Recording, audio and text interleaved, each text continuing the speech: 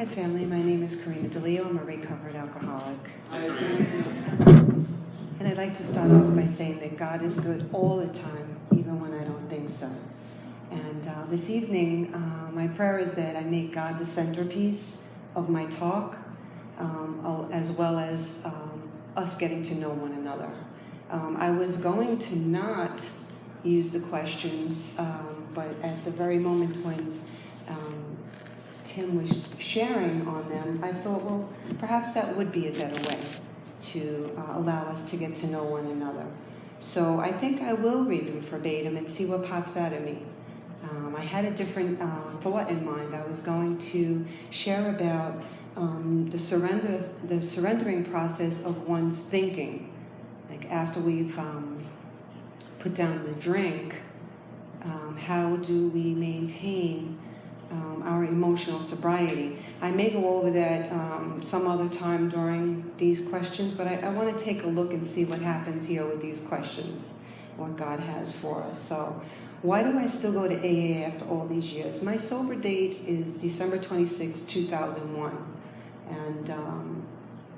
And a lot of things had to change in order for that to stay the same. And I'm truly grateful that God delivered me into Alcoholics Anonymous. I am a real alcoholic. I'm textbook alcoholic. I know that because I read Alcoholics Anonymous, the textbook, right? And so the doctor's opinion describes me perfectly. I have a mind that lies to me. It tells me that I can drink successfully when thousands of experiences shows that I cannot. And once I believe the lie and ingest the alcohol, it makes it virtually impossible for me to stop because I have the allergy. I have an adverse reaction to alcohol in any form. So I'm a goner. And on top of all of that, I was born with the spiritual malady. And what that looks like in my person, in my life, in my heart, is that I'm always restless, irritable, and discontented if I don't have something to get between me and me, the real me, right? And so why do I still come to AA after all these years? I'm almost coming up on 17 years. And my main purpose truly is to help other alcoholics. I go fishing. I love to meet newcomers. I love to engage, hear their story, and really let them know that they have a fatal illness. Because I think that many of us, and I being one of them, did not understand that I had a fatal illness and that it was progressive. I knew that I drank too much and I knew that I did crazy things, but I really didn't know the nature of alcoholism until I read the textbook of Alcoholics Anonymous. And so I'm charged with the duty of reaching my hand out when anyone, anywhere reaches out for help. I want to be the person to be there for that person. And I walk with a solution. And so I can investigate and help somebody get out of the alcoholic pit that I was delivered here. You know, I was dead behind my eyes when I got here. And I didn't think that there was hope. And you guys, you know, I found shelter here. You guys came and really just opened your hearts to me, even though I didn't want it. And I was, you know, the girl with the chip on her shoulder. You know, God has transformed me inside and out. When I arrived here, I had yellow skin. My hair was falling out. I was about 80 pounds. And just very, very closed off. I was guarded. My heart was a stone. And I really wasn't interested in anybody. I was like, get away from me. You know, and but yet I was craving love. So it was that war within. But that's why I come back to AA, to give, not to get. And the second question is, what are you currently struggling with and how are you handling it using the program? Well, I'm very happy to say that I am in a really beautiful place, spiritually speaking, in that I am not struggling with anything. And the reason for that is that I am a prayerful woman, and I have a very strong relationship with my God. And I spend a lot of time with Him, and what I've come to know is that the more time I spend with God and the more time I acknowledge His presence, the more joyful I feel.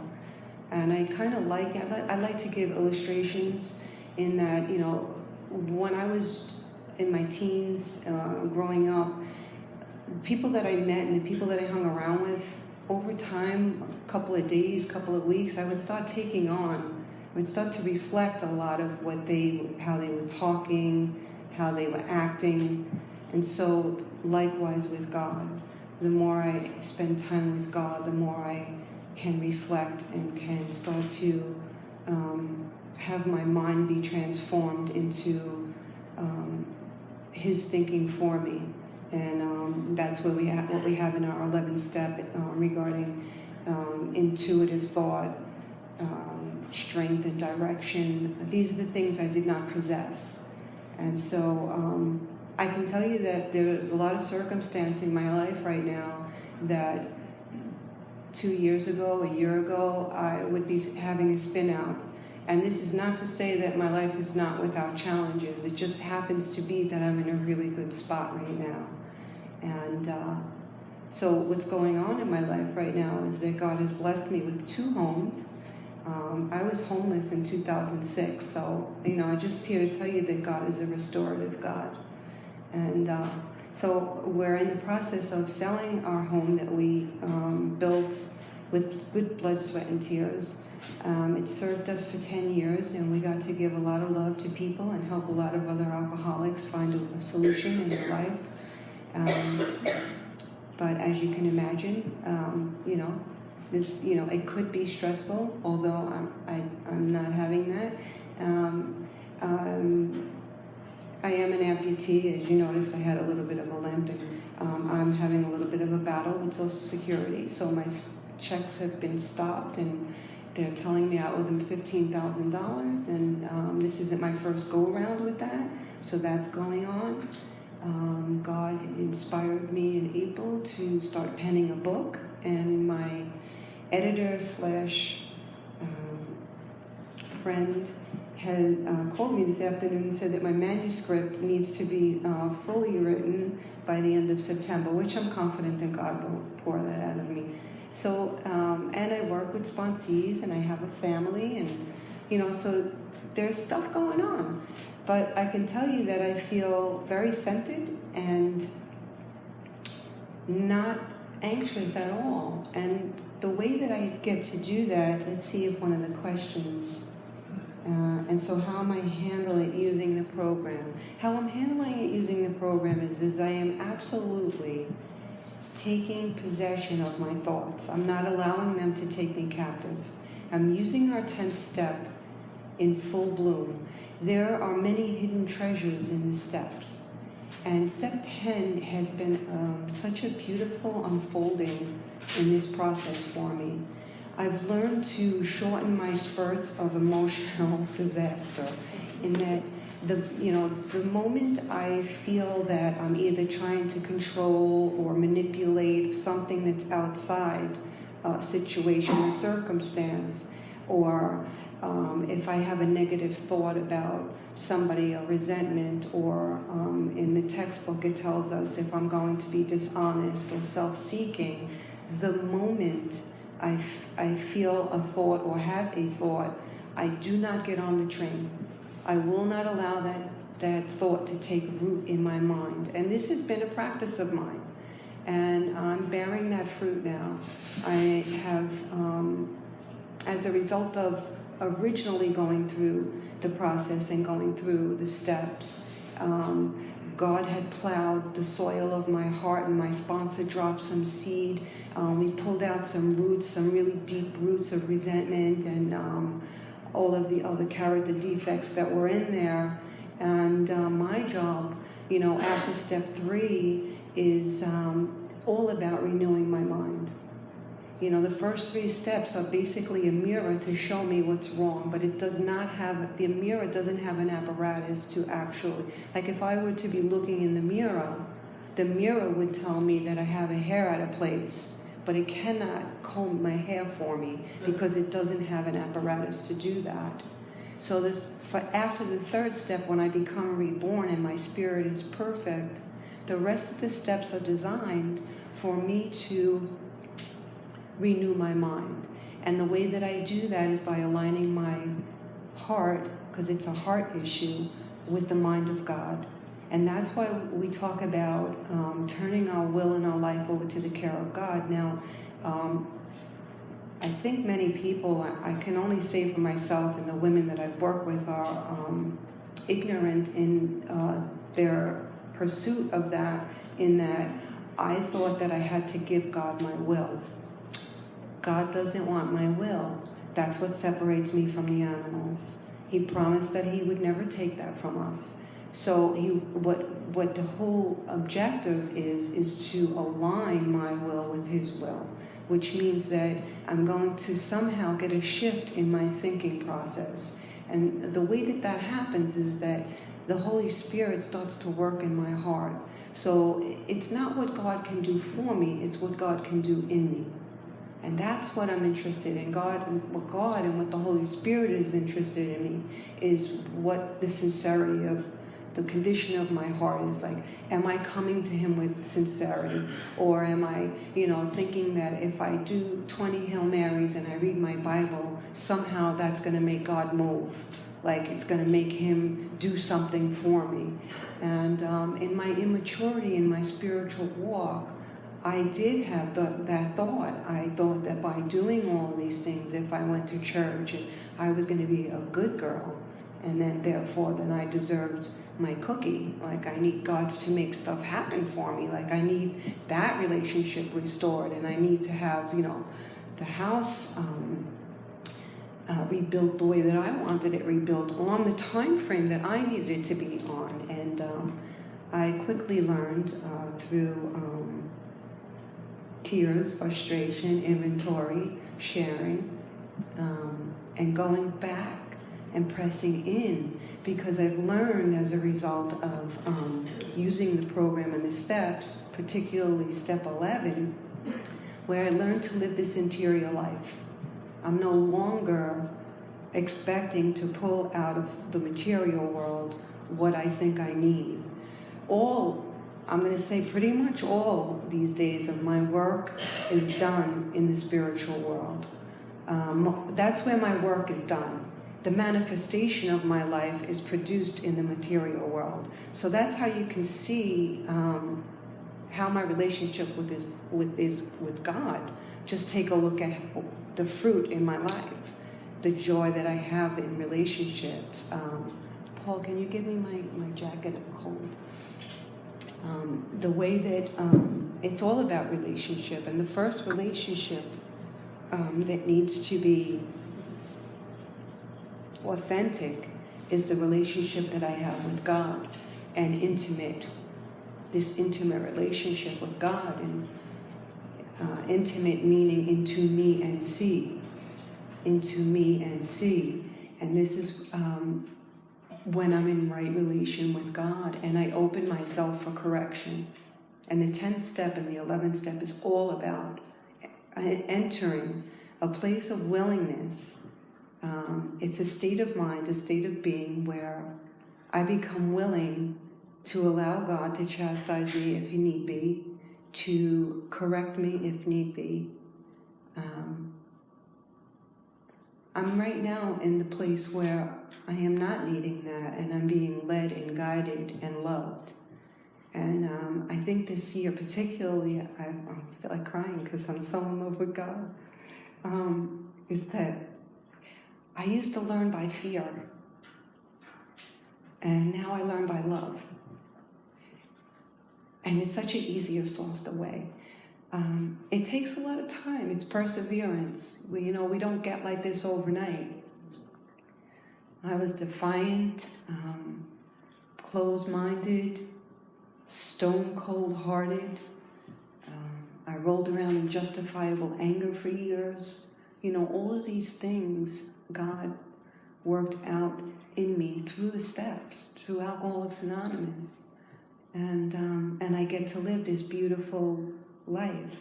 The next question is, what's your current experience with the steps? Well, I think I just pretty well went over that. What's your current relationship with God? My current relationship with God is,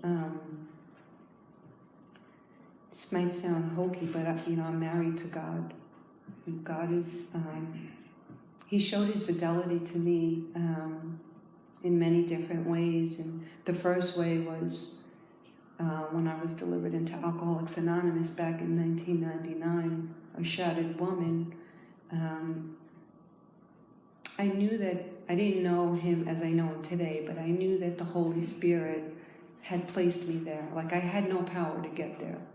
My ignorance and my arrogance kept me drinking literally in a walk-in closet.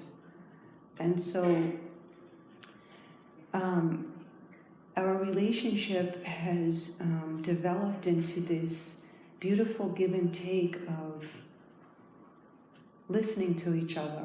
I can say that I know the voice of God, and it's, it's not a physical, sometimes it's a physical voice, but very, very seldom. It's kind of a knowing, and I know that He knows my voice. It's sort of like my husband in that we're very close. We've been with each other for 10 beautiful years. And if there's something going on, he doesn't even have to say a word. I could just look at his face and I could pretty much tell there's something that's not right, or if he's happy, I can tell when he's happy just by his facial expressions. And I feel that that's the type of relationship that I have with God. There's like a thing that's in my heart that kind of moves me around, that tells me what's pleasing to God and what's not, and what I need to ask Him to help me to work on and through me. And so I think that's that can, it does lose translation with words, but I can tell you that it's the best relationship that I've ever had since I could remember. And I cherish it and I guard it with my life. And I don't say this to be arrogant or funny, but my husband knows that he's number two, and I know that I am number two in our relationship, and that's just the way that it needs to be. And so, and I submit myself to my husband. I would put myself under his correction also if God told me that was what I needed to do. I don't have a problem with that. And then it says, what's the most useful thing your sponsor has ever said? My current sponsor always says, where does it hurt?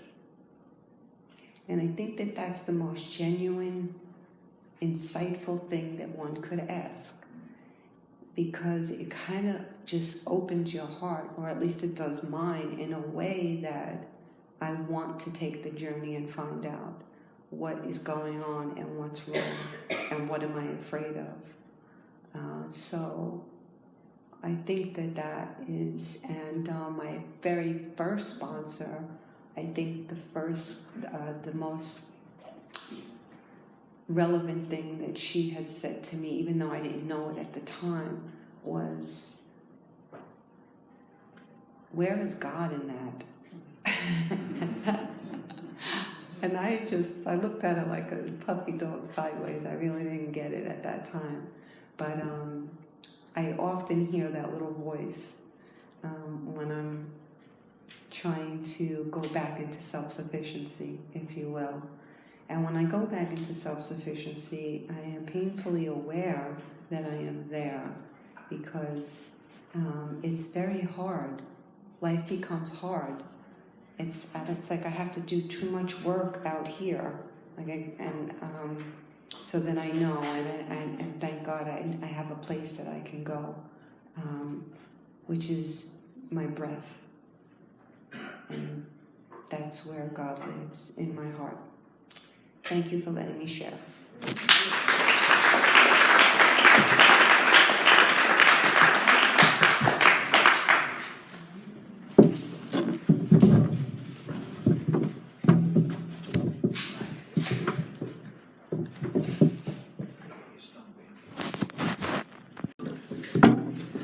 Hi family, my name is Paul D. I'm a recovered alcoholic.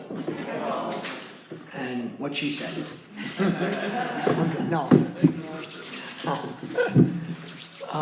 My sobriety date is September 1st, 2002, and for that I'm truly blessed. And I did not quit drinking on that day.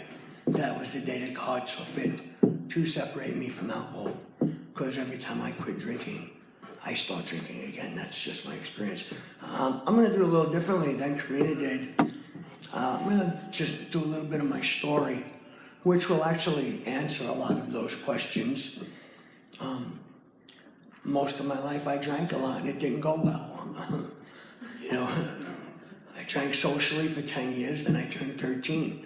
And then, you know, I bought a bottle of Boone's Farm apple wine, and I started on a journey that just spiraled downward until I came to a place where I just couldn't go nowhere else. My sobriety began by accident. I didn't plan to get sober. I didn't come to AA to get sober. I had been around AA for a long, long time. My baby brother was 10 years sober when I came, 9 years sober when I came in. And he had been trying to get me. I had been going to anniversaries. And it's just like, you people were very sick. I didn't need this. I heard your stories, and I didn't flip any cars, and I never got a DWI. I hadn't done no hard time. No wives had left me. You know, and I was hearing, and if I get as bad as them, maybe I'll come to AA. And I had helped them to build the clubhouse that my brother was a member of, and they had a sign up in the front that said, "Sobriety can be fun." And I was like, I had a mindset. Maybe I shouldn't use drugs, but you can't go through life without a drink now and then. And I remember thinking that. That was in 1988, and my sober date is in 2002. So for 14 more years, I had that belligerent denial that they talk about in our book. And when I got here, I thought if I didn't drink, I would get better. And I'm going to share something that no one told me when I got here. Not drinking does not treat alcoholism. Drinking treats alcoholism. If I had a problem with alcohol, you would have a different speaker here. I do not have a problem. Not now, not ever. I have a problem without alcohol. It's when I stop drinking that I become restless, irritable, discontent, prey to misery, depression, full of remorse, self-pity. And a drink sounds like a really good idea, because the moment I touch the glass, before I even sip it, I go, because I know that it's going to do for me what I cannot do for myself. Thank God for alcohol. You know, Bill talks about it in his story. He said he discovered liquor. Only alcoholics discover liquor. Normal people just have a drink. Discovered liquor. Yeah, he discovered liquor. But then what he says is, I was lonely and again turned to alcohol. So alcohol wasn't his problem, he was lonely. And alcohol was what he used to give him courage. Later in Bill's story, men are jumping from towers of high finance. He says, should I kill myself? He says, no, not now. A few tumblers of gin would fix that. So thank God for alcohol. If he would have killed himself, we would not have AA. You know, and if we go through the story, you'll see it quite a few times. See, if alcohol were my problem, I would just have to stop drinking. But when I stop drinking, I become restless, irritable, discontent. And I take the drink, I trigger the allergy, and I can't stop drinking. So when I got here, I did a lot of meetings, because, of course, meeting makers make it. You know, that's what they said when I got here. And I was going to make a lot of meetings. I was a member of a clubhouse that had 31 meetings a week. I went to them all, and some outside meetings. So with the 105 days, I had done 400 meetings. And I sat in my home room contemplating suicide. And the voices in my head were louder than ever. The pain in my heart was greater than ever. And if you could smile, I hated you. And I shared at that meeting that I felt worse than I had ever felt in my life, and I feel like committing suicide. And a guy grabbed me at the end of that meeting, and he said, have you done the work? And I didn't have a clue what he was talking about. I told him I had a coffee commitment. He said, no, but are you in the work? And I said, well, I chaired a Tuesday night meeting. He said, have you done the work in our textbook? And I said, well, I didn't know we had a textbook. And he said, well, the big book. I said, well, I read that. I got to a page and it said, you're now at step 3. And I couldn't find step 1 or step 2, so I put it down and I bought a 12 and 12 because they were numbered. And he said, great, that's a good book, but there's no directions in that book. It's just a bunch of stories. And that's the truth. Great book, I love it, but the directions are in our textbook.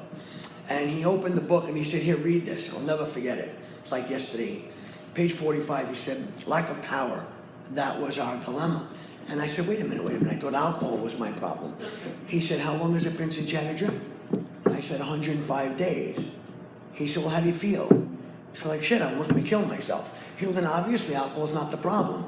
I scratched my head and I was like, oh my God. And I said, well, what do I have to do? He said, funny you should ask. He opened up his book again, and on page 20 it says, if you're an alcoholic and want to get over it, you might already be asking, what do I have to do? And I said, how did they know I was going to say that? He said, because the book was written for you. And if you're anything like me, this book was written for you. And we went through some stuff, and he asked me if I was willing to go to any lengths to recover. I said, I think so. Yes, I'm willing. He said, okay, what does willing mean? I said, well, it means I'm willing. He said, well, what does that mean? And I didn't know. And he gave me a definition of willing that I've never forgotten. He said, willing is an action word. If you tell me that you're willing, you're going to do what this book asks you to do, whether you like it or not, believe it or not, think it's a good idea, want to do it. And I had to think about it for a minute. Suicide, get willing. It was tough, but I decided that I was willing to do this. And he said, great. He said, let's kneel down. You know, we discussed steps 1 and 2 for a little while, and we knelt down. We said the 3rd step prayer. And I got up off my knees, and I was feeling good. And I said, we did the 3rd step. He said, no, we did the 3rd step prayer. And I said, well, what's the difference? He said, Paul, the 3rd step is a decision. He said, if we decide to go to Florida, we'll never get there. I said, why not? He said, because you got to call the airline, buy a plane ticket, pack a suitcase. You got to go to the airport. You got to get on the plane. He said, if you don't take those actions, he said, all you did was think about going to Florida.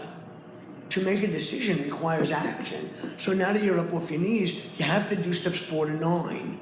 Or you didn't do 3. You just thought about it. So I started writing. And you know, I'm not going to go through this whole process, but the deal is that the only way to make a decision is to take the rest of the steps. You know, step 2 never really gets done. Steps 2, my experience with step 2. I didn't do step 2. Step 2 happened to me. It's a destination. It happens at step 10. I had to admit that I'm insane in 2, but in 10 I'm restored to sanity. God's going to restore me. But it's telling me what happened. We came to believe that God could restore us to sanity. That happens to them after they did the steps.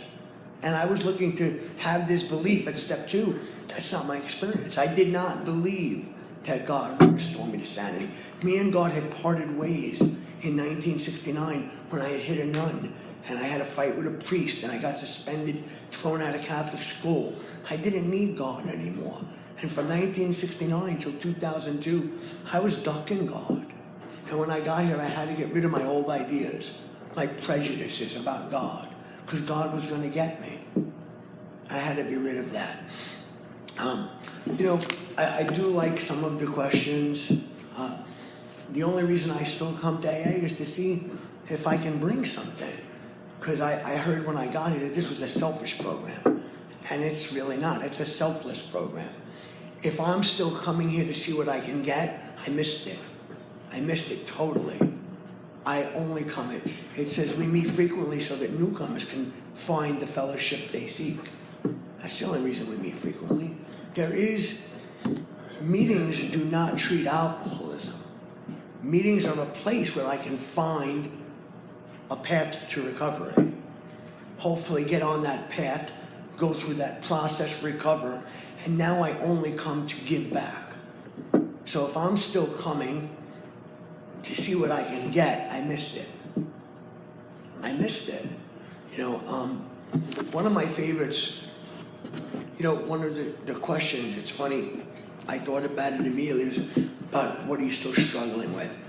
And in our book, there's a great little sentence. It says, in thinking about our day, we may face indecision. We may not be able to determine which course to take. Here we ask God for inspiration, an intuitive thought, or a decision. We relax, we take it easy. We don't struggle. And that's my experience, that I don't struggle anymore. There hasn't been a struggle in my life in quite some time now. The next sentence says the right answer will come after we have tried this for a while. And I've been trying this for a while, and I don't always get the right answer. I still fall short. But I don't struggle anymore. See, because my life is none of my business. Part of this program that I embrace is that I'm out of the results business. Results are of no importance to me anymore.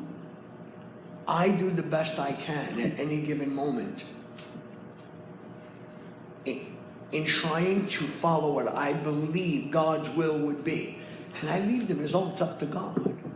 None of the results make a difference. If I've done the best I can, whatever the outcome is, it's perfect. And that's been my experience for some time. Even though I might not think it's perfect. I might not like the results. I might not like the outcome. But the truth of the matter is, in God's world, everything is perfect.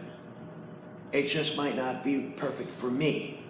And the reason I get to that is because one of the other questions, what is your current relationship with God like?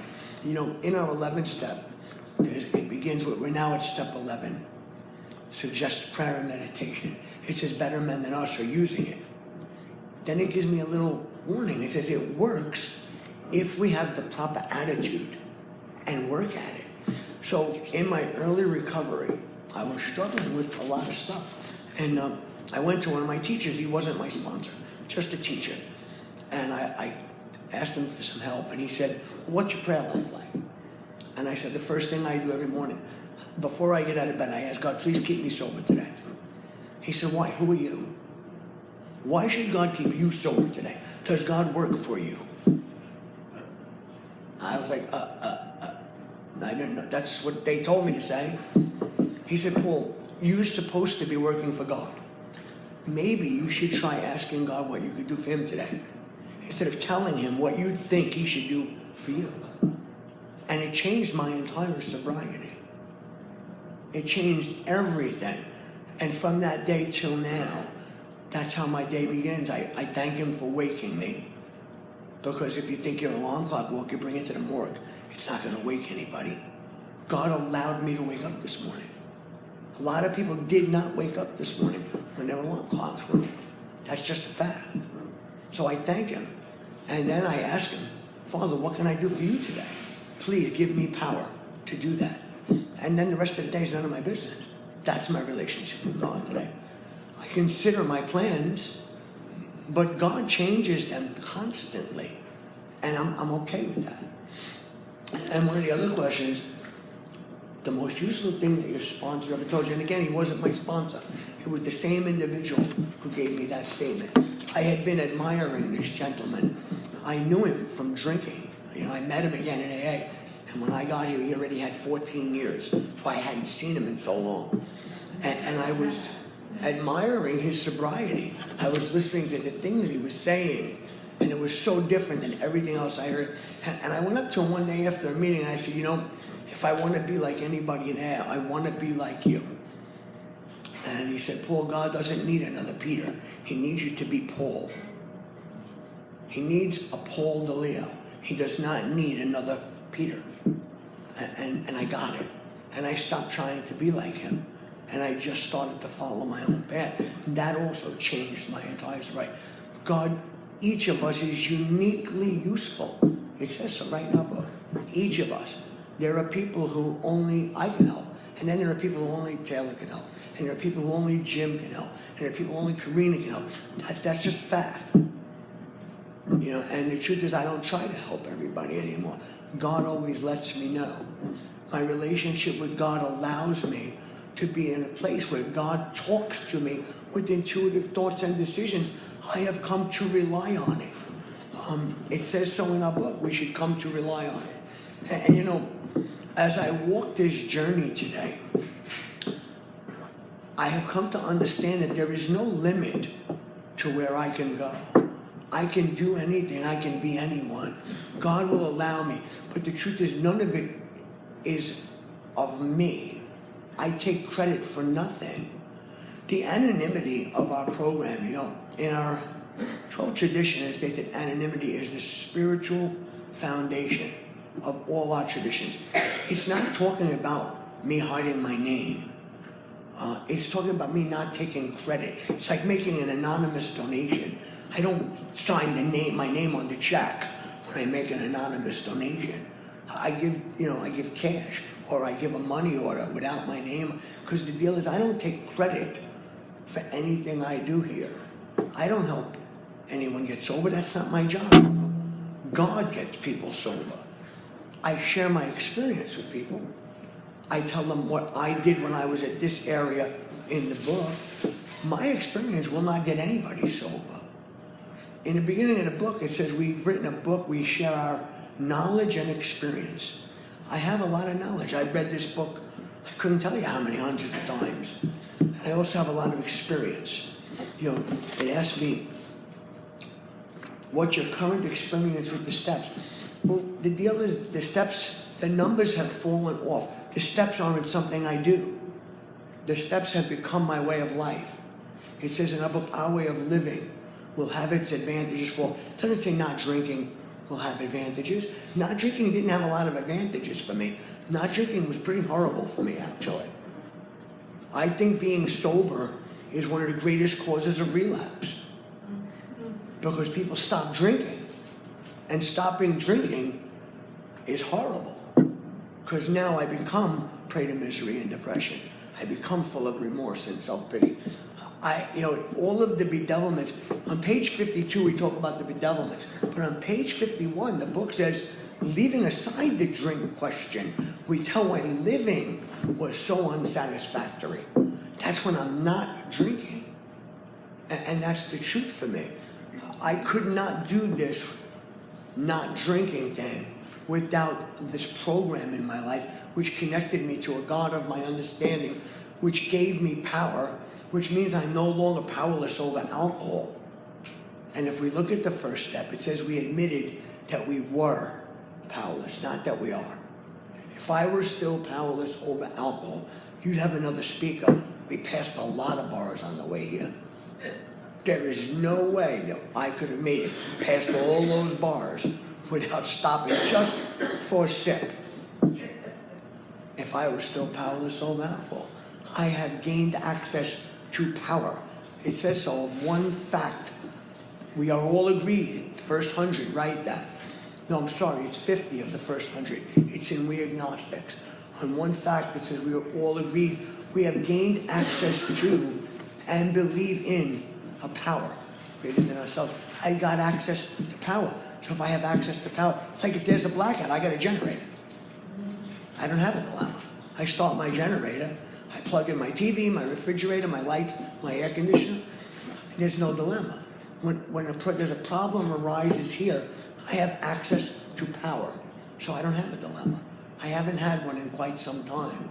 That's because of my relationship with God, not because I don't drink. It's not because I don't drink.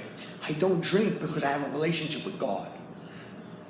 The side effect of my relationship with God is the fact that the drink problem has been solved. Actually, all my problems have been solved. That's why I say I'm a recovered alcoholic. Recovering is used once in this book. And for me to stay recovering means I'm going to stay sick. I don't want to be sick. There's such a little bitterness over people. Well, I always be recovering, you never be recovered. I don't want to think that I'm recovered. My ego. Well, listen, to think that God can't get me to a place called recovered is pretty sad. To think that God cannot get me to a place called recovered is pretty sad. And that's what we're going to try and talk about here. Forgiveness is a big part of that. Tomorrow we're going to have some topics that we're going to talk about. And forgiveness is a big part of being recovered. I don't want to get off into that now, but tomorrow when we talk about forgiveness, I will definitely, because one of the things about forgiveness, I don't forgive someone for them, I forgive them for me. You know, the deal is that what was keeping me separate from God for a long time was my anger towards my father. And in our book, there's a great sentence. It says, anger is a dubious luxury we can't afford. But yet I was angry. I was so angry. And until I was able to forgive him, I could not get past that anger. So the truth is, I forgave him. Hey, it's like, I don't know, somewhere, one of our things, it's like trying to pick up a hot coal to throw it at somebody. I get burned. You know, and the truth of the matter is, my life today is really beyond my wildest dreams. My wife touched on a lot of stuff. That's because God is the most important relationship in my life. More important than my wife, more important than my father, than my nephew. My first priority in life is my relationship with God. Everything else falls into place when my relationship with God is right. And because of that relationship, I don't worry, I don't have problems. My life is beyond my wildest dreams. I had some pretty wild dreams. And I think I'm going to end it with that. Thank you guys for letting me.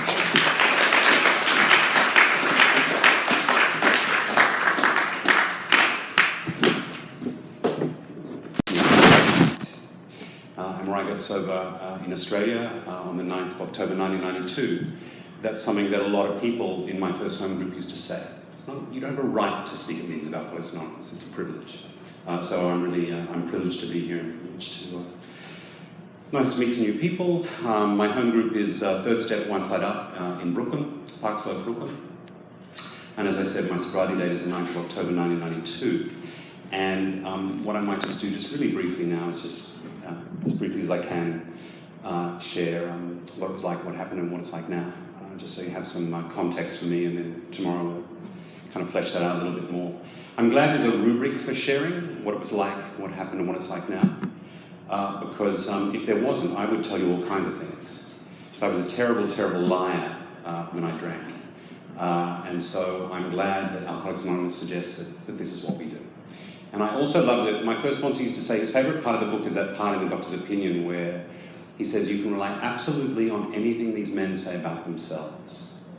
And he said to me, he said, so if I'm telling you about that guy over there, or those people over there, or that group over there, you can't rely absolutely on everything I say. You can only rely on what I say about myself. And that's what makes Alcoholics Anonymous not therapy. We don't offer theories about each other's problems here.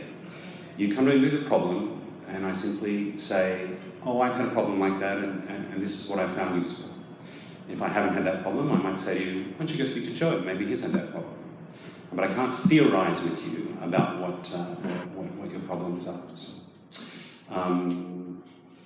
So I guess I think the first thing to say is my earliest memories of life are standing in the playground and watching other kids play and thinking, what are they doing? And desperately wanting to join and desperately wanting them to get away from me.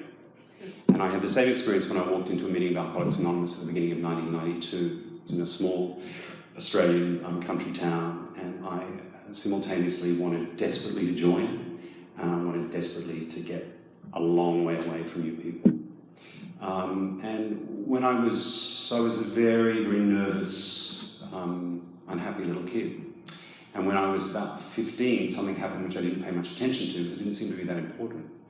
And what it was a bottle of nice expensive red wine, and my sister told me to drink it, and what I discovered was that when I was drunk, that irritability, restlessness and discontent went away. That fear, that anxiety, the depression, the difficulty with living, the paranoid voices in my head, they all went away. And I became incredibly disinhibited, and I became a different person. Where I got sober, there's always a guy, it was very hot where I got sober, where I lived, and there's always a guy at the party who takes his clothes off. And I was that guy. And I have to say, Tim, who's an old friend of mine, I'm not that guy, let me tell you. But when I'm drunk, I'm that guy. And then other things might happen. Like I might not be getting enough attention. So I'll go into the bathroom and I'll go through your medicine cabinet and I might swallow a load of pills and then come out and announce to the party that I tried to kill myself. And so the whole party then becomes about me and calling the cops and calling the ambulance, and this is the type of crazy stuff that I used to pull. And also, mental hospitals have been talked about here tonight, and I can absolutely relate. At the end of my drinking in 1992, I was admitted to a psychiatric hospital, a state-run psychiatric hospital in the state where I'm from in Australia, and still filled with denial and not understood. They said, we're detoxing you. And I go, why would you be detoxing me? You only detox alcoholics. And alcoholics live under bridges and don't have shoes, and I've got some money in the bank and a car. I can't possibly be an alcoholic. And the other thing I used to think to myself is that you would drink too if you had the sort of problems I had. The sort of difficulties, fears, anxieties with living, terrible depression, and secrets that would curl your toenails. You would drink too. And I didn't realise that really it's just me defining alcoholism. And it's been said much more eloquently than I could say it tonight, is that, when I finally came to Alcoholics Anonymous, someone came up to me and said, do you have a problem with alcohol? He said, then I've got a great solution for you. Stop drinking. But if you stop drinking, and your life gradually becomes so unbearable that you want to kill yourself, admit yourself to a psychiatric hospital, or drink again in order to get some relief from what's going on in your head, then you may be an alcoholic. And in that way, that gentleman explained to me the difference between the problem drinker and the alcoholic.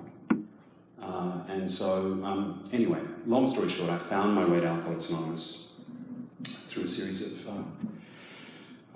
as Cancy says, bad breaks and misunderstandings. And I was living with my parents who lived in a retirement village. I was 23, a 23-year-old kid, was like, this who was like obsessed with being hip, slick and cool. And I'm like living with my parents in a retirement village. And just doing a lot of meetings of AA. And still, I didn't really believe I was an alcoholic. I came to these meetings because you were nice to me and you remembered my name. And I always try and make a point of saying that, is that I'm very easily flattered. All you have to do to flatter me is remember my name. And that's what they did. I'd walk into those meetings and those men and women would say, hey Anthony, you want a cup of tea, or you want coffee, or have a biscuit? And so I try and do that myself today, to welcome people, to remember their names, to welcome them to Alcoholics Anonymous. Anyway, really long story short, I was sober a few days, living with my parents, going to meetings, and I threatened to kill myself from the floor of a meeting. And I wound up back at my parents' place with a man from that meeting. There was a big book on the coffee table between us, and I said the magic words. I said, what do I have to do? And luckily, he loved me enough to tell me the truth. He didn't lie to me. And he picked up the book and he literally threw it at me. And I remember it sailing through the air at me.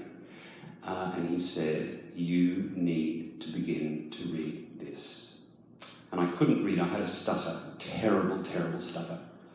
And so he sat with me outside my parents' house, and he would read a paragraph, and I would read a paragraph, and we read all night. We read through the night until the sun was coming up, until the end of the chapter, more about alcoholism. And I began to admit that maybe I was an alcoholic. It was easy for me to admit that my life was unmanageable because I'd just been thrown out of a psychiatric hospital. That man became my sponsor, and One day at a time. Since then, I haven't found it necessary to pick up a drink. But what happens, I believe, is that we get sober and we essentially get two promises. One is that we get to stay sober. And the other is that we get to be real human beings in the world, having real relationships with real people. We don't get to be special or woo-woo, or we just get to be real. And hopefully we get to be helpful. And those, over the last 26 years, a lot of stuff's happened. My father died, I've had great jobs, I've had no work, I've had terrible difficulties in my relationships, I've had great, experiences in my relationships. So I get to be, in other words, a real human being, not special, not amazing, just a real human being. I think there's lots of other things to say, but I guess we'll get to those tomorrow when we speak tomorrow.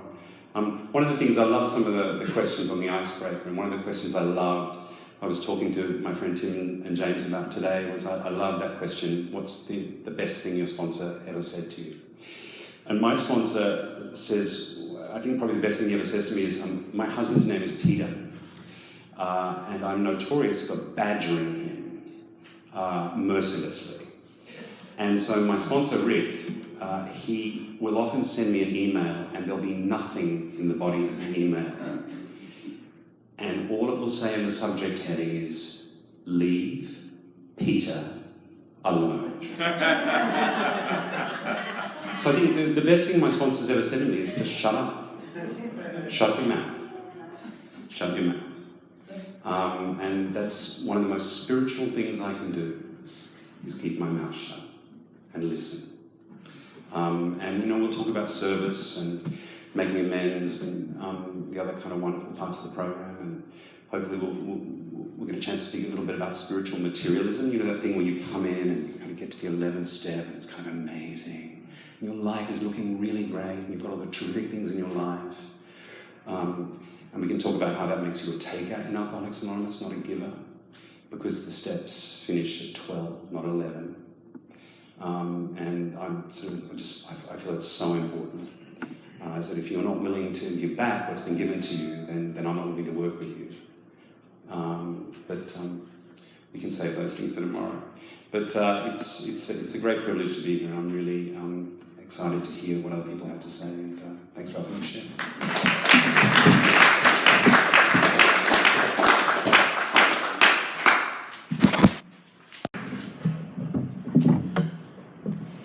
Hi everybody, I'm Bill Alcoholic.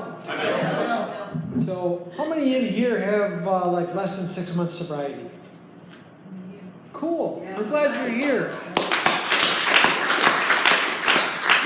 So one of the things that I will tell you about me is when I came into AA, I felt like the world was a problem. Drugs and alcohol weren't. Everybody told me I had a problem, and I didn't believe it. Except for I thought you all were my problem. So I was 11 years old when I started drinking, and that sounds young by some people's standards, but I've been hearing some tales, At 11 years old, I discovered something that I had not had before, and that was freedom from fear, that relief. I felt like for the first time in my whole life, if my dad beat me, I didn't care. I felt like for the first time in my life, if I'm in trouble at school again, I don't care. It's really kind of that simple. The doctor's opinion talks about why I drink. When I went to a lot of treatment centers and had a lot of well-meaning therapists who would get into the groove of this. Why do you drink? Let me tell you why you drink. And it's really simple. I drink because I like the effect produced. Period. I can weave all kinds of tales, and being in enough therapy or nut wards or with all kinds of well-meaning therapists and ministers and priests who wanted to help me, I could tell you that I wanted to do better and I wanted to be better, but I couldn't. There was something within me that just stopped me from being able to do better. And I would sit either in my parents' house or maybe in a juvie center or later on in some other institutions, and the repeating thought was, what is wrong with me? What is wrong with me? And I had a lot of people trying to tell me. They all knew what was wrong with me in their way. And I even had some real alcoholics come trying to educate me in these different facilities to tell me what was wrong with me. But what I heard was, you're bad, you're bad, you're bad, you're bad, you're bad, you gotta change and you man up. And I did hear that from my father, as he was usually beating me, but that's not why I'm an alcoholic. So I'm not going to get into all those details of all that stuff, but trust me, I drank because I loved the effect produced. It got me out of right here, right now, into somewhere magical that just put me into, it was that simple. As I progressed in this illness, or as it progressed on me, the progression started to set in. I wanted a little more, and I wanted it a little more often, right? I got into a little more trouble, and it started to happen a little more often. I had people who loved me, and I knew they loved me, tell me they couldn't be around me anymore. I had people that loved me that I could see my actions or inactions was causing them emotional pain.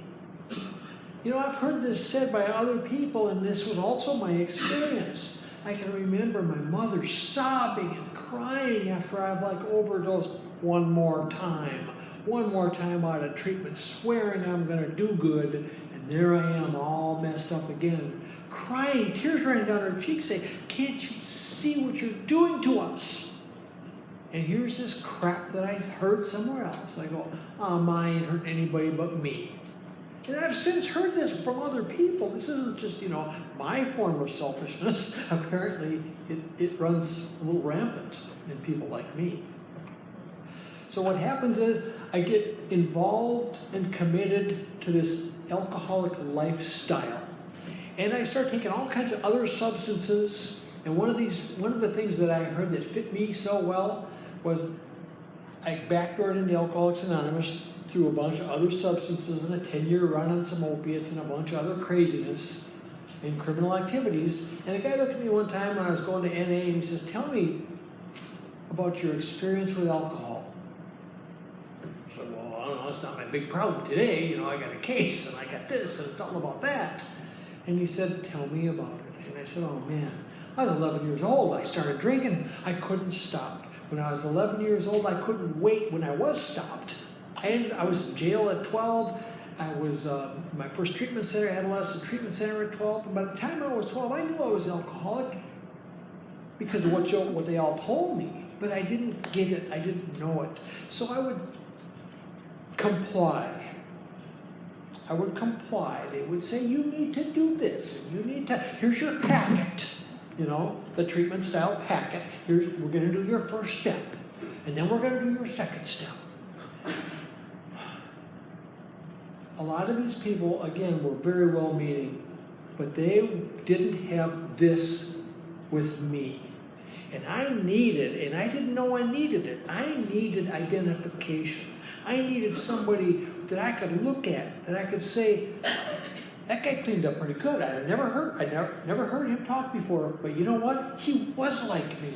Because I came in here feeling like I was so different, so unique, and if, like I said, if you had my problems, you would have to drink too, right? So I'm feeling this way like I'm the victim of the world. And I hear these guys talk, and I go, they were like me. They're not like that now. Which got me to thinking what they do, right?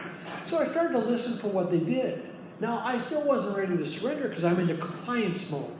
And a lot of you will know that there's a big difference between compliance and surrender. And if you don't know, and you stick around here long enough, you'll learn. Or you go out there, and maybe you'll learn if you stay alive. So as I started to comply and go to meetings, the words that I heard at my first meetings, I have no idea. I have no idea. What I heard in the first meetings was the symphony of laughter, the acceptance, the friendship, somebody telling me to come back, people clustering around me after the fact. I don't know how they knew I was new, you know, but we don't, right? They knew I was new, and they knew I needed comfort more than I needed mental stuff. As I got comforted and as I felt like I fit in and I could hear the symphony of the love and the mystery start to unveil, it caught my heart. It didn't catch my head, it caught my heart. And I'd love to tell you that I got in AA and fell in love and stayed. Not my story. I came in, did the dance, thanks, I got this, I turned it into a mental exercise and thought I could fix me, and off I went again. And there are, you know, like in our book, it talks about one more trip to the asylum. It says for Jim, but it could very well be for Bill. And each time that I would go back out and do this stuff, I would realize I thought I had this, and I don't. Repeating that first step experience of me sitting on my bed going, what is wrong with me? I want to do better and I can't do better. There's something wrong with me. So as I start to, as life, as an alcoholic and a drug addict starts to pound on me, I get to a place where I'm faced with a long prison sentence, and all the ripple effects and all the repercussions start to roll in, and the first step experience nails me. I can't do this alone. I don't know what to do. And from deep down within me, and it's been said by other speakers so I can relate, came this little voice that became very loud and vibrated through my whole being and said, help. I need help. I can't do this. And I'm not going to get into a fifth step, but I put myself in a lot of deadly and death-defying situations. And for the first time, it came out of me, deep down within, I need help and I don't want to die. Then some surrender showed up. So I will do anything to not live that way, not feel this way again. You all were there. Maybe not individually, but AA was there, and it helped pick up the pieces of this guy that was so broken. I didn't know what was wrong with me, and I didn't know what the help would look like, but I knew I needed it, and the help showed up. And I love AA, and we'll get into a whole bunch more stuff, I'm guessing, tomorrow. But thank you all for being here. Thank you for inviting me to come. And thank you for the previous speakers who were much more eloquent than I am. And I'm grateful to be involved and committed to the process of recovery.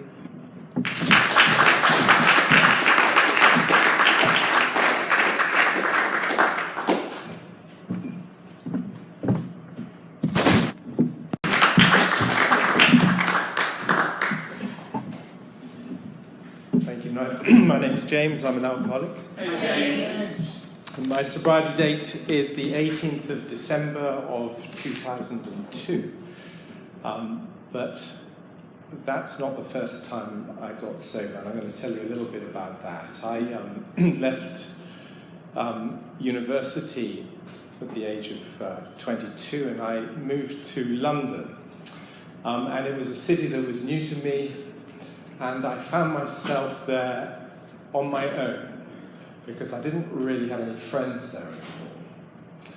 And I saw people of my age around me sort of getting on with their lives, and they were doing things like making friends with people, and they were getting jobs, and they were excited about their lives. They were excited about the future, as you should be at that age. And they were getting into relationships, and they were having fun, and they were going clubbing, and they were having things like hobbies. People had hobbies. And they were sort of building up their lives. They were doing the normal things, and I saw them sort of earning money and getting mortgages and all the rest of it. And I was there thinking, how the hell do this.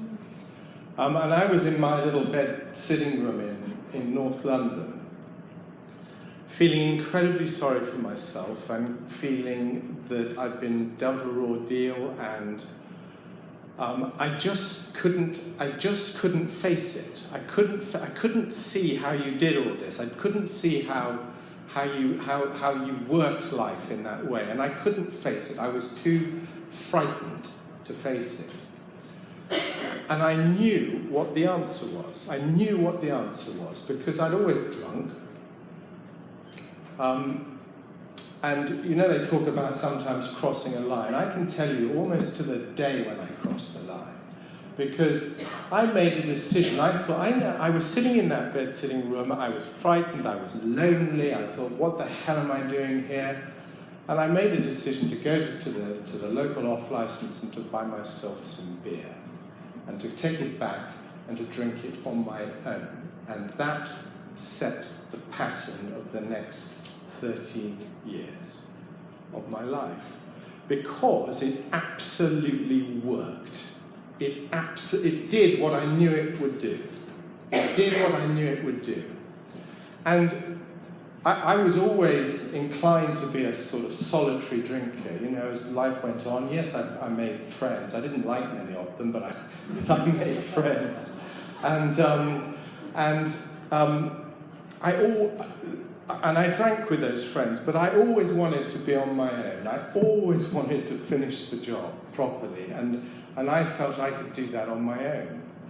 And what that alcohol did for me in that bed sitting room in London in 1982 is that it made all these things, these friends and this success in life, it made it all seem possible. I believed that it was all about to happen. Once I just had a few cans of beer, I believed that these friends, they're just around the corner. They're going to come to me. The success in the job, it's going to come to me. It was all possible because alcohol allowed me to fantasize. It has always lied to me. It has always lied to me. And that's how the lies started, by making everything seem as though it was within reach. And of course, what happens is the next day when you're not drinking, you just revert. And so the only way to fix that is to drink again. And that's what happened, and it just became progressive. And within a very short period of time, I was hooked on it. I was a daily drinker, and I drank every day for 13 years, and I drank to get drunk. And I drank to black out, and that's what I did. And what the booze did is that it told me the lie, but it kept changing the lie.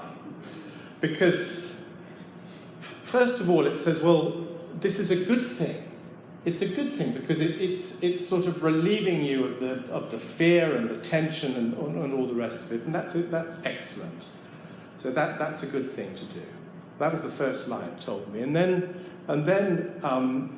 it started to tell me when it became apparent to me that I was having trouble stopping doing this or even regulating it. It started to tell me, well, it's not that bad. You know, alcoholism told me it's not that bad. There are people who are far worse off than you. Okay, so just keep at it. So that was the second lie. And then by the end of it, by the end of my active alcoholism, the lie had changed again, because I couldn't ignore the fact that I could not stop drinking, that I was very sick, that I was getting arrested, that I was a very, very unwell man. And what the lie then morphed, and it changed into this. What else have you got? If you stop this, there's nothing else. This is the only thing that gives you any satisfaction. And if you stop this, there's nothing for you. You might as well end it. That's what it told me. That was the lie that it told me. And it told me that lie for years. And it was that lie that kept me out of Alcoholics Anonymous. I first came into Alcoholics Anonymous in 1995. And it was the most wonderful thing that had ever happened to me. And I experienced a psychic change within a relatively short space of time, because I got a sponsor and I started, and I underline the word started, to work the steps. And I found the support and the love of the fellowship there for me.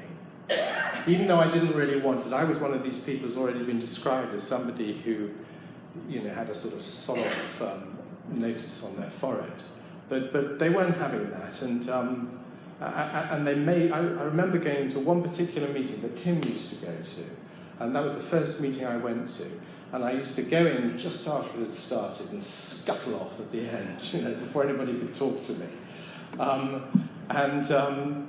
There was a guy there called Doug, American guy called Doug, who'd spotted this activity. And he wasn't having it, and he intercepted me one day, and he said, you're going to come for coffee. I said, no, I'm terribly busy. He said, no, you're not. You're going to come for coffee with us. He wasn't having it, and that was his modus operandi. And it was that which saved me, It was that sort of tough love, I suppose you could call it, which was one of the things that saved me. I say I had a psychic change. Of course, psychic changes can go both ways, Change for the good and change for the bad. And 7 years down the line, there was a change for the bad. And why did that happen? Well, I'm afraid it's a very boring explanation. I stopped doing it. I stopped doing it, I stopped doing it 6 months, I should think, or so before I drank again. And I moved to Bristol, which is where I now live. And I went to a few meetings in Bristol, but really out of habit rather than anything else. I didn't get a sponsor. I ceased speaking to the sponsor who I'd had in London, and I stopped doing it. And there came a point a little way down the line that, because life goes on, and things became difficult in my life, and I became very unhappy because of external circumstances. It doesn't particularly matter what they are. And I didn't hesitate to drink. I did not hesitate. I had no power. I had no power. The power had gone, and I had no connection to it. And I knew what would solve the problem, and I immediately reached for it, And I drank exactly as I'd drunk before, on my own, and I drank as much as I could, and I drank till I was ill and blacked out. That's what I did, because that's what I've always done. And thank God, it lasted only that night, because I so frightened myself that I came back into the fellowship in Bristol. And I think for the first time probably really took this thing seriously. And I got a sponsor who was very, very much a big book sponsor. And he took me through the steps from beginning to end. I'm going to talk a little bit tomorrow about 6 and 7. I'd never really been aware of 6 and 7, if I'm truthful, the first time round. But I sure became aware of them with this guy. And he saved my life. And my life is now better than it's ever been. And the reason it's better than it's ever been is because of this. And because I do it to the best of my ability, and I throw myself into it, and I do the things which are suggested. And if you do that, there is a fantastic life. That's my experience. There is a fantastic life. And you don't have to be this isolated, miserable, unhappy creature on your own. Thank you.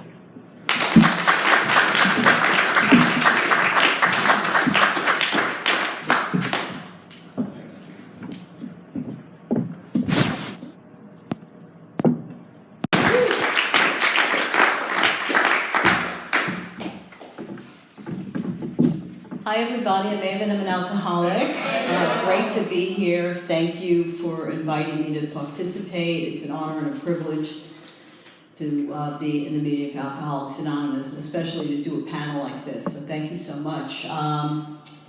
So let's see, my stats. I'm a nice Jewish girl from Brooklyn. My sobriety date is March the 1st, 1988.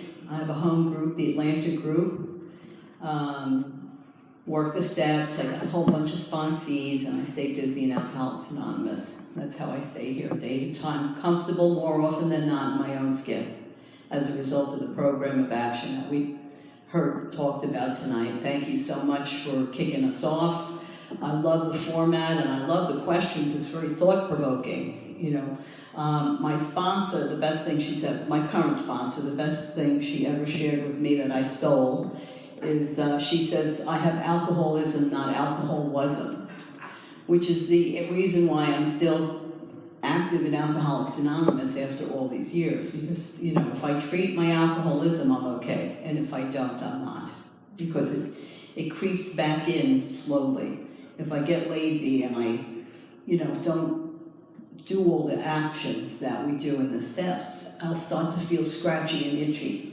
And then I, you know, my clothes are tight. It's the same clothes.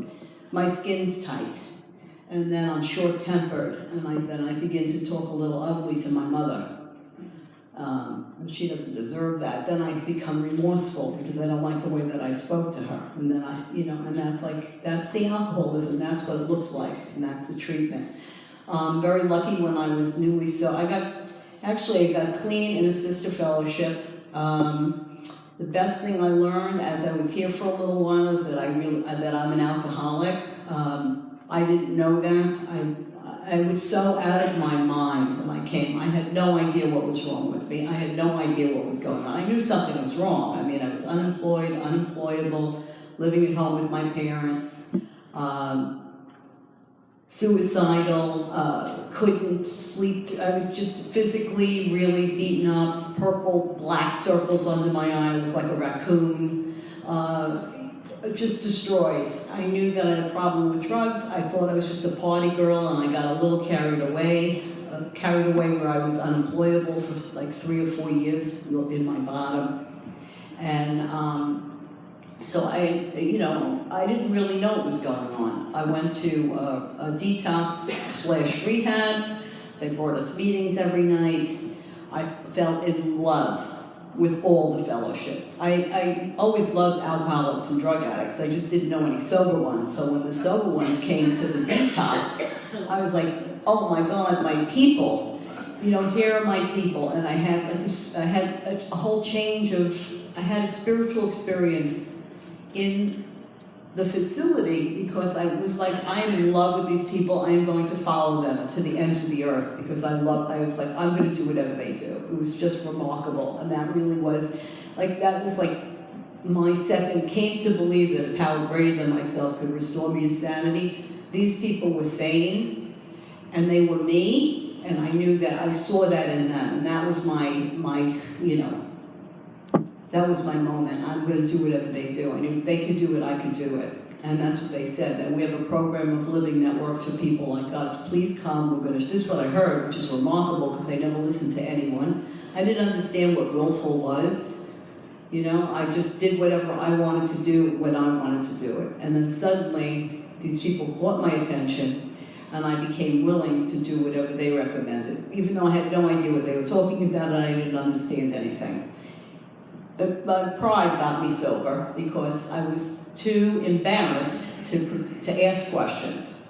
So I would just follow everybody and do what they said, and I figured I'll figure it out, or it'll be revealed to me. Like I'll just stay quiet and I'll know after. I just won't say anything. I had fear of people and fear of looking bad. I didn't know that's what that was. I didn't even know I had fear because I lived in so much fear. That's all I knew. I didn't know there was a way to be not afraid until I began to be less afraid. And I could tell the difference between being afraid all the time and not being afraid all the time. And that's how I knew fear was being removed. But I didn't know. I was in fear every day of my life. I didn't know. What do they think of me? I can't say anything. I'm going to look stupid. Don't ask questions. Keep your mouth shut. Just sit there. Try and mimic them. Do what they do, and it'll be okay. And part of that is okay. At some point, I need to go from submission to real surrender. But that kind of is like it's the grace of God. It happens from the action. So they were like, they did not mince words. And they said, listen, you know, what I heard was, you're in bigger trouble than you know. And I got that, like something was bigger going on. I didn't really understand what was happening. You're in way bigger trouble than you know, and thank God I didn't know the full implication of what I was up against in detox, because I think I would have gone out the window. That's what God will give you won't give you more than you can handle. So that piece of awareness is just equal to what you need to do on that day. Is that what it means to me? So I just was like in love with the people. I said, and I had an Eskimo in detox. And my first, you know, the first morning sober, I go sashaying into the, you know, the day room, you know, all that. And there's Craig, nice Jewish gay boy from Queens, who was doing the very thing that I was doing, only in the other borough. And he was like, "Where'd you get the T-shirt?" That was it. Me and Craig, best friends. And he knew everything that we needed to do because he was sober for 3 weeks.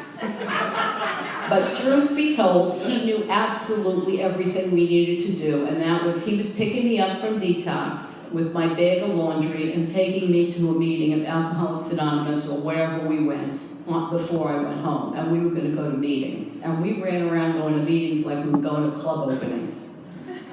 And that was my start in recovery, and I got a sponsor. Of course, you know, I wanted Joan Valk to be my sponsor, but she was busy. But little Valerie became my sponsor. She was 18 and had 2 years. That's who I identified with. So the gig is just, you know, commit to what you can do and surrender that girl every day and just do the next thing that you're available for. And the thing, why I go to meetings, and I'm so grateful that at some point, you know, the smoke cleared, I got busy, I made a commitment to do this thing, and as more was revealed, I did the next piece. And they said, you know, you have to just change everything about you. Your problem is way bigger than you know, and you're going to see it, and when you see it, you have to keep working the step. You have to work the steps. The drugs and the alcohol are a symptom of the problem. If you don't get down to causes and conditions, you're a goner. That's what I heard. I don't know if that's what they said, that's what I heard. And I said, you know what? I bet that's the truth. I knew something, and they spoke to something else. And I knew in my heart they were right. I didn't understand what that looked like in me, because I was too focused and I was out of touch with my own reality. I didn't know what it meant. I didn't know what it looked like in my life. I knew they were right. I just couldn't see the seeds of it. And you know, it's like alcoholism is like an octopus. It's like arms of all different things moving around. I couldn't understand how it all came together, and I was so unmanageable. But as I sobered up, that stuff became apparent. And I think the best piece of information is that I finally understood that I had alcoholism. And that's the biggest risk. With my history and all the, you know, party girl, going to the clubs, you know, vial of Coke, and I never met a pill I didn't like or anything else. You know what I'm saying? So I'm at greater risk because of my history to pick up a drink, because if I want to hear, oh, you were just with the wrong people, you blah, blah, blah, blah, blah. So it was really important at some point to take a look at the drinking by itself and to see what that looked like. Even though it was overshadowed by all the other stuff, what did the alcohol look like in your life? And that phenomenon of craving, what did that look like? I didn't have like a red, who even knew what the hell was going on? But I isolated instances where I went out to just, you know, have a cocktail. There was no such thing in my life. I go out, the next thing I know, there's an after-hours club 3 states away. That's what the phenomenon. Once I'm on, I'm on. There's no off switch. I'm tired, I had enough. I never uttered those words in my life. You know, that's what makes me different from my girlfriend she's a hard drinker. The girl could really, let me tell you, she could toe the line. I'm proud of her. Drink for drink, dance for dance, line for line. And then she says something that I don't understand. All right, I've had enough, let's go. It's 5. There's an after hours club. They're going. She's like, what are you, out of your mind? Yes, I am out of my mind. That's the girl that came here. And the girl that stays here is the girl that goes to meetings, does service, and does the whole deal. And service is magical. nothing will change how I feel about just in my own life than being of service to others. And you don't even have to be here for a long time to be of service. I had the magic of service as a newcomer, and that's what kept me coming back. So I'm really looking forward to hearing from our panelists and talking about real good sobriety. So thanks.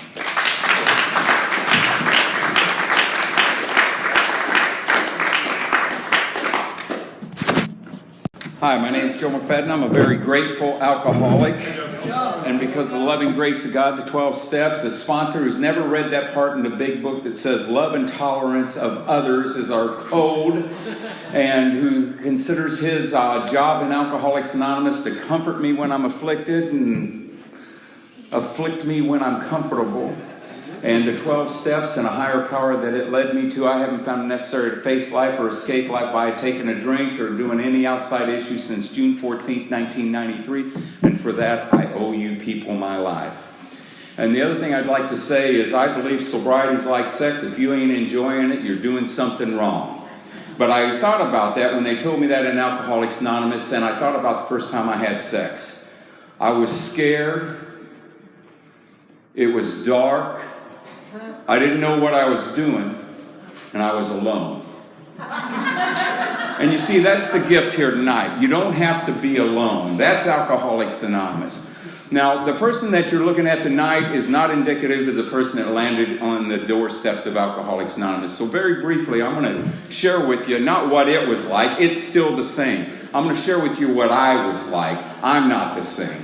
When I arrived in Alcoholics Anonymous, it was from a failed suicide attempt. We talked about, they did such a wonderful job. They talk about being restless, irritable, discontented. The doctor's opinion goes on and says, I feel like I'm maladjusted to life, like an outright mental defective, full flight from reality. And the 12 and 12 goes a little better than that. It says, even though I'm no longer drinking, I still suffer the pangs of anxious apartness. You see, if you're an alcoholic, your problem is not alcohol. If you're an alcoholic, the kind that is described in the big book, your problem is not alcohol, your solution is alcohol, your problem is sobriety. When I came into Alcoholics Anonymous, it was from a failed suicide attempt. I took 38 Xanax, drank a half a gallon of Reunite, called Jim and Tammy Faye to tell them that when I died, I was going to cop a plea with the devil and I was going to come back and haunt those old-timers in Alcoholics Anonymous. I passed out. I woke up. I was in the Bexar County Hospital. From there, I found out that I was such a loser, I didn't even kill myself, and I jumped out the window to my death, but I was on the first floor. From that point, they took me in a straitjacket over to the Texas State Insane Asylum, where I enjoyed, ladies and gentlemen, not the first time, but I enjoyed 81 days of 37 shock treatments. From there, when I was there, the lady said, listen, I got kicked out of the Navy 17 years ago. I'm a 16-year sober member of Alcoholics Anonymous. Let me tell you something, you little SOB.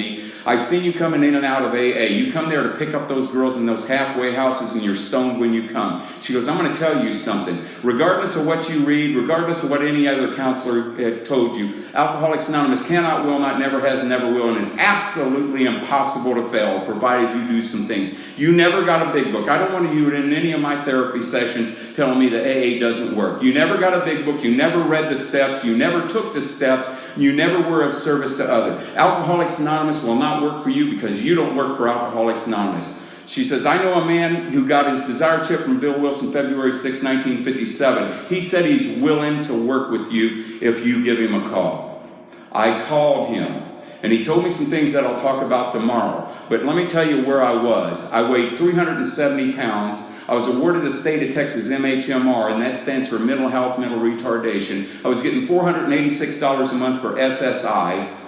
I was court-ordered to take 14 pills a day to sedate the intensity of my emotions, and the prognosis was I couldn't even hold a job doing dishes because that would be too much pressure for me. After getting out, I went over and I went to Mr. Willis's office. I took the 12 steps of Alcoholics Anonymous, and as a product of that, I'm here tonight. God will not do one thing for anybody in Alcoholics Anonymous. He won't do for everybody. I don't care what anybody's told you. Relapse is not a part of recovery. There are only, it tells us on page 58, there are those who cannot or will not completely accept this simple program. If you you're either going to be a will not or a cannot, or you're going to accept this program, this simple program. And if you accept this simple program, we've got a wonderful life for you. Cannots and will nots. And what's that mean? This is not an academic mental process. You see, Alcoholics Anonymous isn't about education or information. It's about transformation. And we have a way to go about that. You will not change. If you come to Alcoholics Anonymous to change, you're going to get drunk or worse. We come to Alcoholics Anonymous to be changed. That's what happened to me, ladies and gentlemen. I was changed. It was through nothing of my own. I love Alcoholics Anonymous. Today, my lovely Lucy told me something before I left. She says, Joe, your walk is louder than your talk. I speak at a lot of Alcoholics Anonymous conventions all over the world every year. And I got to tell you, the one thing that makes me feel the best is coming here and talking to you people. There's something that Jim told me whenever he talked to me, and I'd like to share this with you all. When I called him, when Kate Holy asked me to call, and I called Mr. Willis and I talked to him, he said, Joe, somewhere in he says, you have two secrets, and every person out here, I promise you, you've got two secrets, and they're two secrets that you may not even know about yourself, but they're the same two secrets that I had about myself.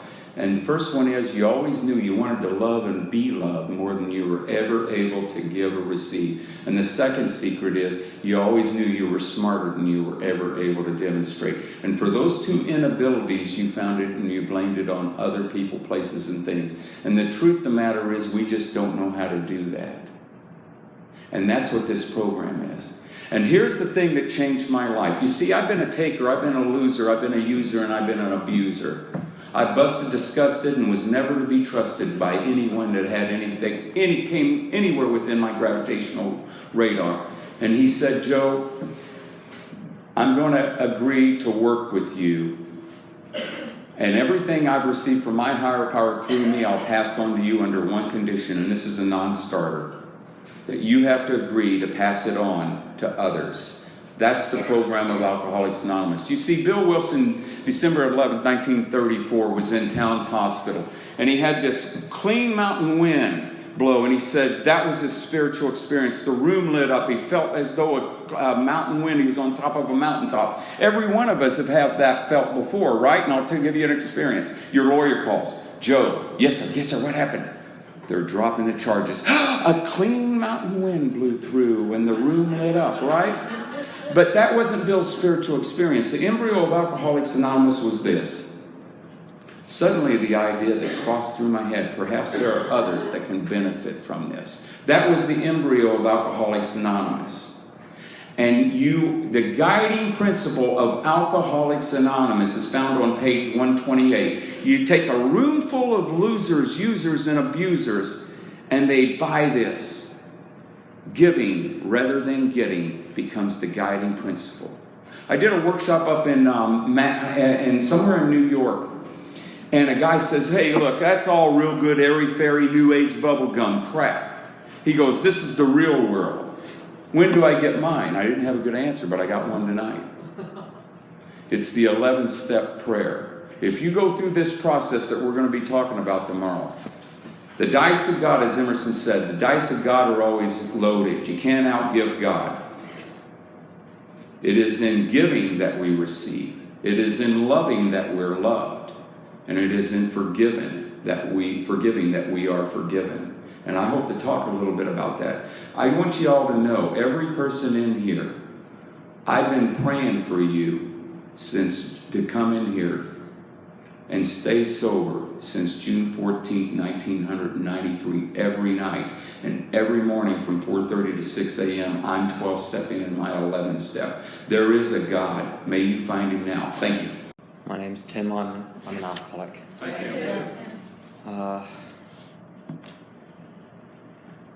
I wrote the icebreaker questions, so I better answer them, because that would make me a hypocrite. I don't want to be one of those. Why do you still go to AA after all these years? Well, what does all these years mean? My last drink was on the 24th of July 1993. I was 21. On that day, I'd gone to a meeting. I'd left the meeting before the end.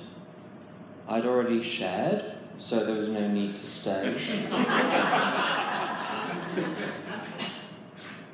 After all, I'd heard the people there before and they said the same thing every time, so there was no point in staying. And I walked up the road and the thought of a drink occurred to me, and I obeyed the thought, and for a slip to happen, or a relapse, or drinking again, whatever you want to call it, two things have to happen. I have to have the thought, a drink would be a good idea, and then I have to obey the thought. And I can only obey the thought if I am the ultimate authority in my life. And I was the ultimate authority in my life, so because my mind said, let's go and have a drink, we all went to have a drink.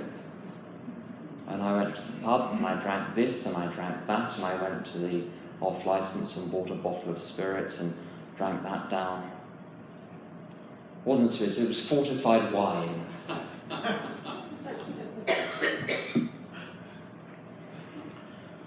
I drank it down, and very, very, very quickly. It was a Saturday afternoon, and I was bored, so I threw myself in front of a car, caused an accident. An ambulance came, paramedic examined me, discovered I was drunk, not injured, so they called a policeman who arrested me, and as he was dragging me into the police cell, said, "Why are you doing this to yourself?" And I said pitifully, because AA doesn't work. And I'd been going to AA for 6 months and I was drunk, so by any measure of working, something wasn't working. And that day when I drank, it was like opening the door to the magic kingdom, but the doorway was bricked up again. Whatever world alcohol had opened up for me, and it did open up a whole universe more colourful and interesting than this drab, wretched one I'd been born into. That universe was no longer available. It was bricked up, and all that was happening when I drank was I got physically drunk, but was mentally clear, and I couldn't stand that. So why did I go to AA? Because there was nowhere else. Where else do you go? Sit at home watching television for the next 60 years? I mean, you've got to go somewhere. But why do I still go to AA? There are several reasons. Number one, I've been taught by people in AA. Initially I was taught, and now I've observed, that alcoholism is a condition which is progressive and it's fatal and it's incurable. So it doesn't matter how long I've been sober, I've still got the potential to die of alcoholism. And even if something else gets me first, if I were to drink again, I've seen what happens to people that drink again. I don't want what they have. And it's progressive. I stopped smoking when I was a year sober and started smoking cigarettes again when I was 7 years sober, and it took me 7 years to stop, and I watched my father die of lung cancer during this process, and the knowledge that the visual evidence in front of him, my father dying, did not stop me from smoking. That let me go when it decided it was going to let me go. If I were to drink again, drink would let me go when it decides to let me go. So I must never ever have another drink again. However, I'm capable of having another drink again because A, I'm an alcoholic, and B, left to my own devices, I become my own ultimate authority again. And then it's just a matter of time for those two things to come together, a moment when a drink seems like a good idea and I'm in charge. And AA is the only thing I've ever encountered which stops me from being the centre of my own universe. And the key to not being the centre of my own universe is, well, the steps are part of it, and the big book is part of it, and God is part of it, but it's the home group for me. I have a couple of linked groups. We meet on a Friday and a Saturday, because they're the most difficult nights for me when I was new, Friday and Saturday night. So we hold our meetings on Friday and Saturday nights, and after the meeting we go for dinner. One is a big book step study, the other one is a more general big book meeting where we cover the whole of the basic text up to page 164. So the Friday night is very focused, the Saturday one is a broader discussion of what is in the big book. But importantly, after each group we go for dinner, and we want everyone to come. We tell people during the meeting, we go for dinner, we'd like you to come, and afterwards we ask everyone that's new, everyone's visiting, please come with us. So even if they do go home alone, that they can't go home alone thinking, well, there's no one that wants to be with me this evening. And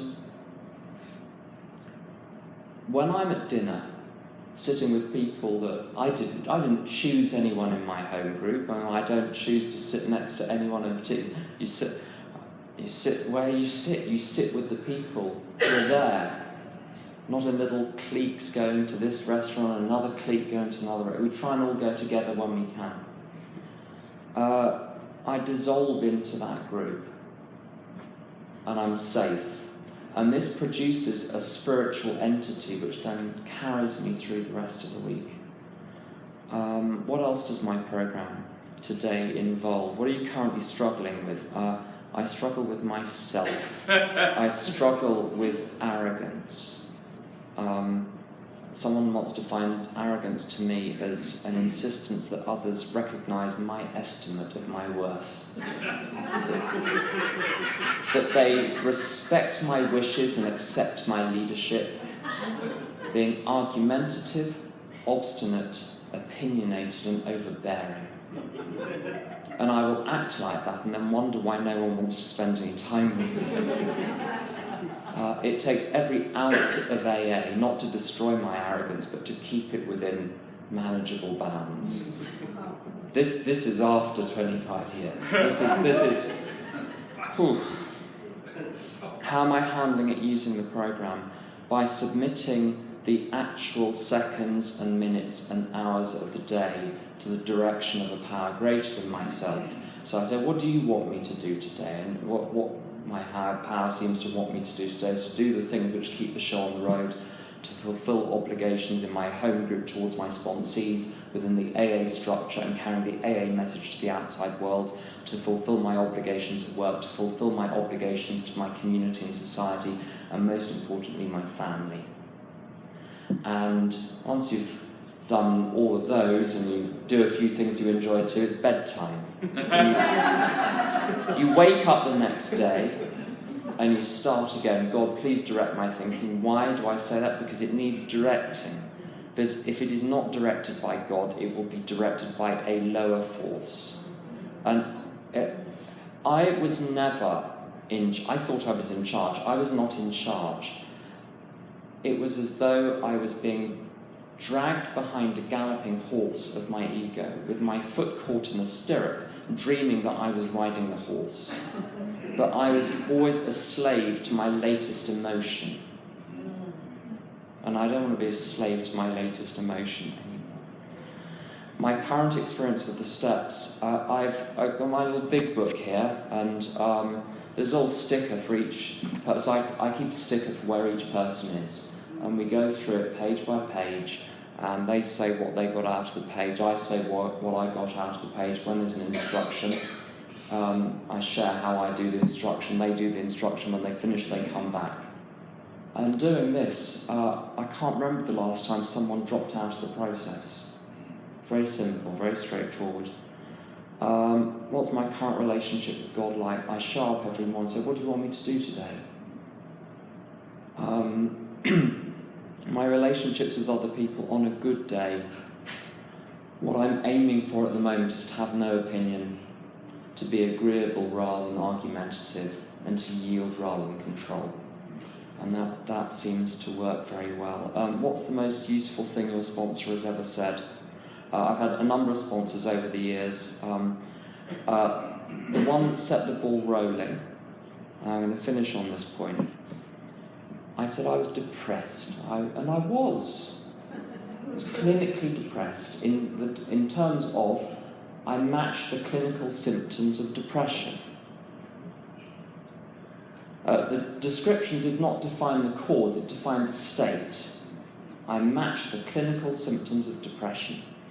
And my sponsor very boldly said to me, he said, "You're not depressed, your life is depressing. If I lived life the way you lived life, with your beliefs, with your values, with your attitudes, with your judgments, with your treatment of other people, with your whole being, I would be depressed as well. Would you like to learn to live differently?" And he was a man who was effective in his life and efficient and harmonious. He was cheerful and he wanted what I had, so I did what he did. And that's all I've got. See. Thank you.